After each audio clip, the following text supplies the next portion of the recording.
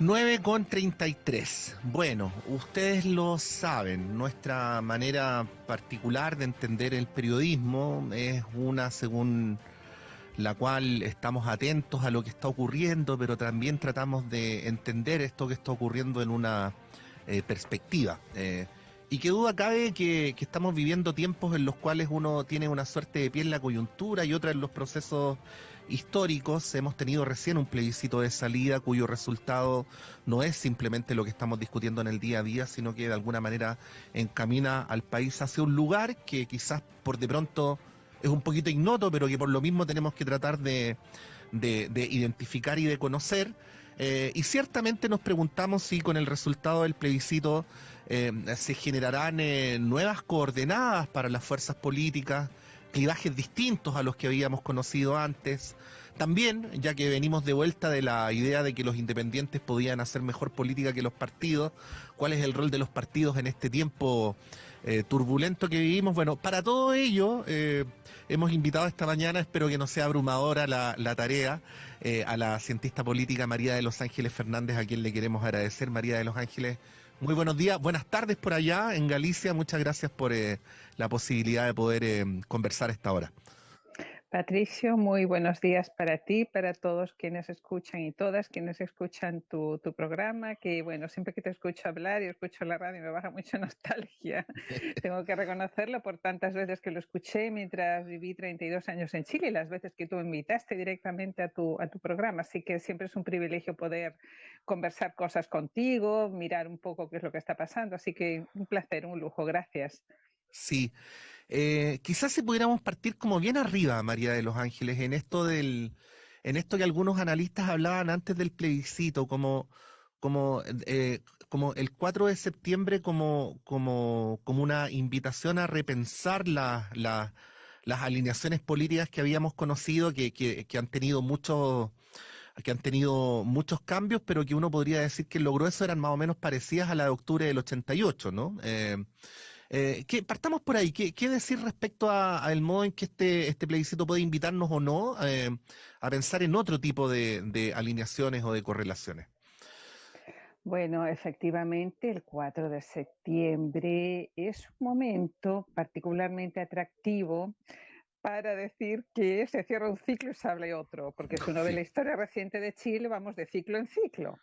Yo me acuerdo de la época, el primer gobierno de Bachelet se abrió un ciclo, el segundo gobierno de Bachelet se abrió un ciclo. Vamos entre que abrimos y cerramos ciclos. Pero yo no estoy tan segura si se puede hablar de que se cierra un ciclo y se abre otro, porque la tremenda volatilidad, ¿no? Que muestra el electorado, no solamente chileno, en general en el mundo, pues también tiene que llamar a la cautela a la hora de cerrar y abrir puertas así de manera muy rotunda. Siempre hay que dejar una ventanita como abierta. Y claro, en este plebiscito tuvimos un elemento, un factor que es ignoto en la última década, yo no sé cuántos años desde que se instaló el voto voluntario, que creo que fue el 2008, si mal no me acuerdo, que fue ya en los estertores del primer gobierno de la presidenta Bachelet.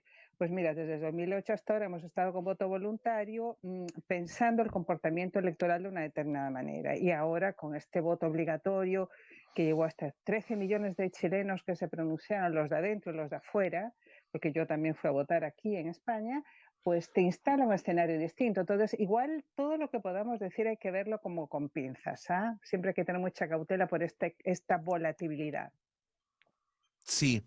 Eh, a ver, yendo más directamente al resultado, María de los Ángeles, empieza a haber algunos anuncios de nuevos partidos, ¿no? Está por un lado el grupo de los amarillos y quería quedarme ahí porque es un grupo que plantea algo bien interesante, ¿ah? Que es, bueno, voy a decirlo así bien resumidamente, reivindicar la concertación. Ese es como el resumen, Sí, ¿no? Que era un espacio del cual quienes habían estado en su tiempo en la concertación por distintos motivos han ido abandonando, ¿no? sí. sí. Bueno, es volver a encarrilar una tradición, reivindicarla, después de que en cierto momento la concertación casi María de los Ángeles para algunos sectores se volvió como una mala palabra, ¿no? Sí, Bueno, sí, ¿cómo, sí. cómo, cómo interpretas la mirada que presenta, ¿no? Esta nueva agrupación política y también las consecuencias que esto puede tener en los partidos que históricamente fueron de la concertación, dígase la democracia cristiana, el Partido Radical, el PPD y quizás en menor medida el Partido Socialista, pero también.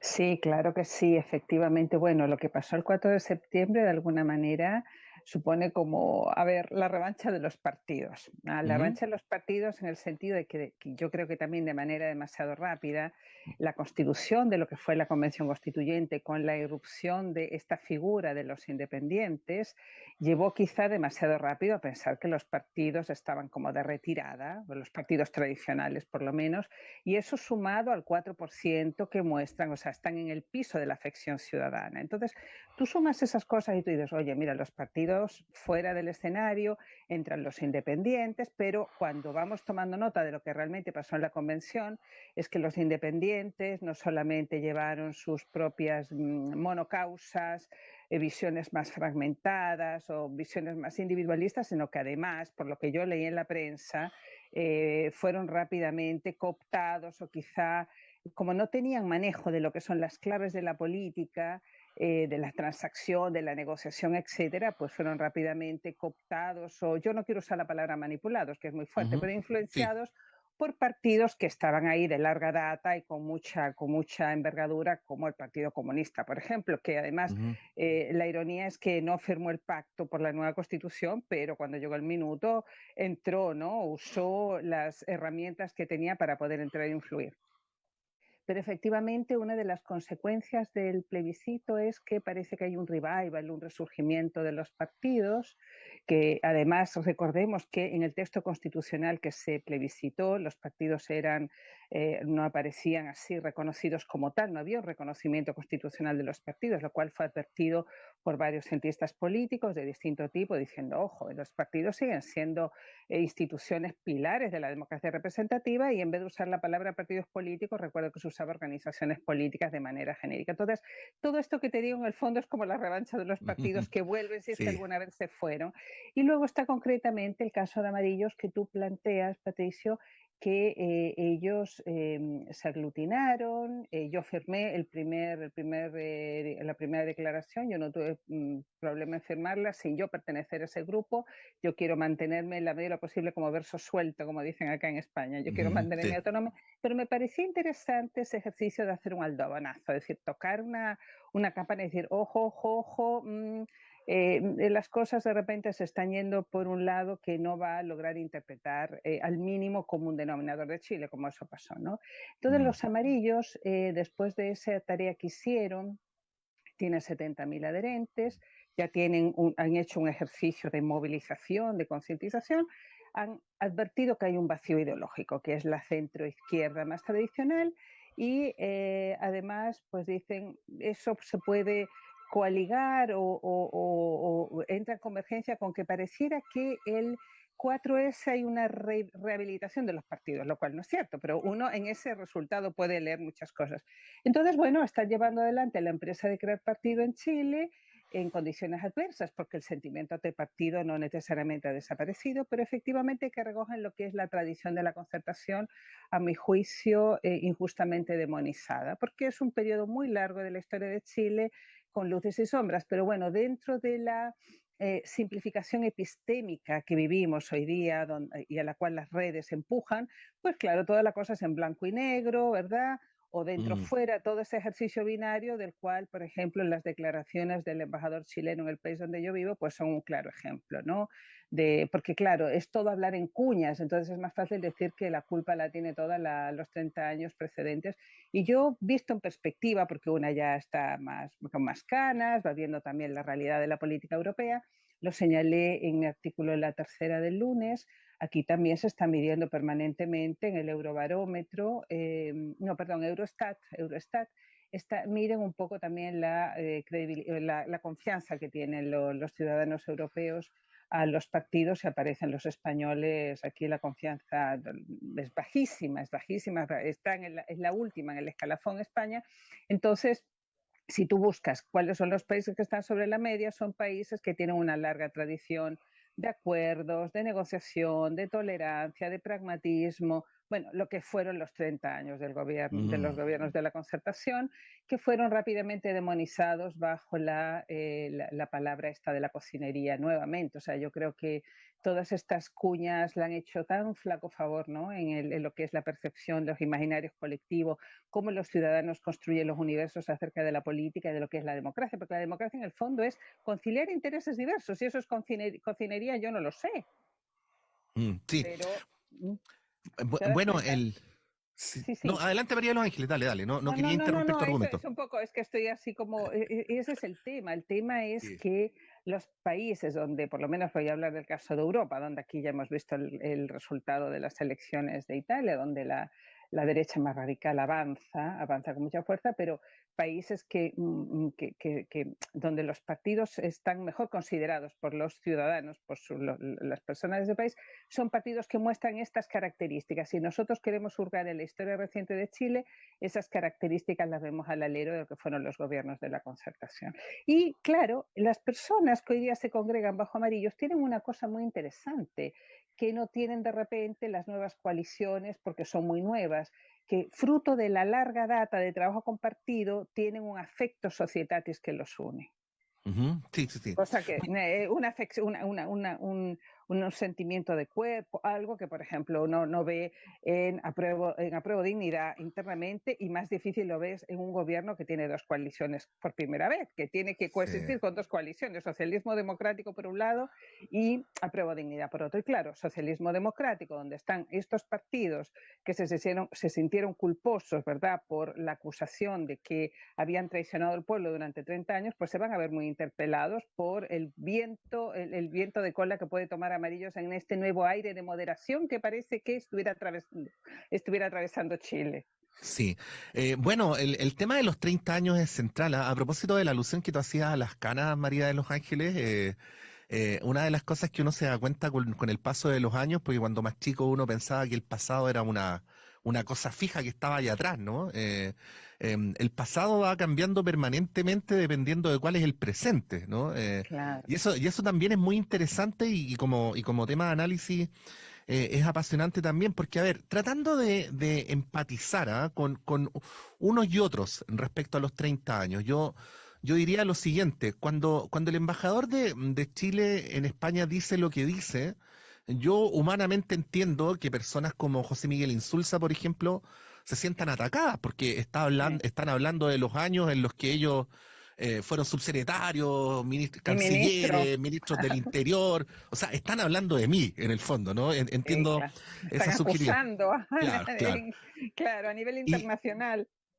y por el otro lado, María de los Ángeles, el Frente Amplio es una generación cuyas primeras batallas en la política fueron en general, luego hay excepciones, pero la Revolución Pingüina del 2006 y la Revolución Universitaria del 2011. Así Eh, es. entonces, claro, voy a resumirlo así. Yo sé que es gruesa la caricatura, pero es solamente para provocar tu análisis, ¿no? Para unos, Ricardo Lagos es el que apuntó con el dedo a Pinochet, y para otros, Ricardo Lagos es el que firmó el CAE, ¿no? Entonces, ahí se genera una cuestión a la que tú hacías alusión, de que cuando se trata de vivencias tan contrapuestas, por mucho que tú te puedas poner de acuerdo en un papel para formar gobierno, a veces es la biografía la que te lo impide, ¿no? ¿Cómo ves eso, no? Porque uno incluso puede decir que el socialismo democrático y Apruebo Dignidad tienen coincidencias programáticas, pero tienen diferencias vivenciales que son bien gruesas, y que, aunque parezcan subjetividades, también tienen consecuencias políticas y muy importantes. Claro, efectivamente, porque buena parte del ejercicio de la política también tiene que ver con historias compartidas, complicidades. Eso está claro. Pero lo que sí estamos viendo, Patricio, es que los que se presentan a sí mismos como nueva política, porque esto es la ley del eterno retorno, siempre se presentan Sí. como nueva política, o la que viene a desmontar el orden neoliberal, en fin, todo este tipo de consignas. Muy bien, Chile fue, ¿cómo es? La cuna del neoliberalismo, pues nosotros haremos que sea la tumba del neoliberalismo, suena Sí. estupendo. como consigna. El punto es que en los 6 meses que llevan de mandato, pues en la política del día a día, de la política entendida como poder, pues reproducen muchas cosas, a lo mejor menores, mezquinas, pero que tienen que ver con lo que ellos denostaron, el amiguismo, ¿me entiendes? O sea, esta cosa de nombrar a gente por la conexión más subjetiva que tú dices, pues es algo que se criticó mucho en el gobierno de la concertación, pero que ahora en 6 meses lo han emulado. Y al final, esto nos lleva un poco a tener una visión a lo mejor no tan idealista, más escéptica, pero más cauta de las cosas. Es decir, bueno, aquí Mm, está la naturaleza humana en juego y, bueno, en fin, aquí lo que hay que hacer es que la ciudadanía tiene que estar siempre alerta, la ciudadanía tiene que fiscalizar, los medios también tienen que cumplir un rol. Y la verdad, al final del día yo he dado muchas vueltas reflexionando, yo creo que los partidos o llámese sí, cualquier sí, otro sí. nombre, lo que pasa es que la palabra ya está Mm, estigmatizada, hay unos actores, unas estructuras que se han inventado, que son bastante viejas ya, los partidos políticos de masa son de mitad del siglo XIX en adelante, eh, 18 en adelante, se han inventado para producir la mediación en sociedades plurales, complejas, diversas, y mm, la verdad que los partidos llegaron para quedarse y bueno, y hay que generar un escenario donde todos puedan coexistir, porque yo estaba viendo Chile, el escenario está hiperfragmentado, 15 partidos, ¿no? Estaba bien, ¿no? El CERVEL, sí. que hoy día legalmente están autorizados para funcionar. Bien amarillos, van a venir otros, por lo que he leído, los senadores Rincón y Walker estarían a lo mejor explorando otro partido, porque además los incentivos están puestos para crear nuevos partidos, pero al mismo tiempo me fijé en la página del CERVEL que hay 3 rechazados y 47 del 2004 a la fecha que están caducados. Está Sí. bien, también hay una especie de control ahí, de no cualquier aventura aquí, cualquier aventurero arma un partido. Así aparentemente no hay estudios empíricos sobre esto, pero hay 47 del 2004 a la fecha que están caducados y 3 rechazados. Los incentivos están puestos porque se demuestra que no hay instituciones llamadas a cumplir el rol que cumplen los partidos. Y lo que hay que hacer es exigirles mayor profesionalismo, mayor accountability, mayor rendición de cuentas, y eso solamente va a venir de la ciudadanía, no de ellos mismos. En estos minutos en Chile, los partidos, claro, sobre todo los tradicionales, le vieron ¿cómo es? Las orejas al lobo. Sí. Y a lo mejor se asustaron, pero a ver cuánto dura este susto en términos de decir, oye, me he asustado, entonces tengo que hacer las cosas bien. Yo creo que este es un escenario este es un escenario muy complejo porque en todas partes del mundo se está debatiendo lo mismo. Los partidos son Sí. los que hacen las leyes que al final del día son las que eh, rigen sobre ellos. Entonces, claro, las leyes que hacen son lo suficientemente benévolas para no exigirse lo que se le exige a otros actores en la sociedad, pues Patricio, a otros actores en la sociedad, desde el mundo empresarial, y diría también a la sociedad civil, se les exige accountability, rendición de cuentas, transparencia, probidad, un montón de cosas. Y los partidos, que no haya conflictos de interés, un montón de requisitos, que los partidos a veces con ellos no se puede hacer este tipo de exigencias porque no se estipulan las leyes que ellos aprueban para sí mismos. Entonces Sí. estamos en un nudo gordiano ahí. María, bueno, recordar que estamos conversando con la cientista política María de los Ángeles Fernández. María de los Ángeles, tú decías, esto va a venir de la ciudadanía y no de los partidos.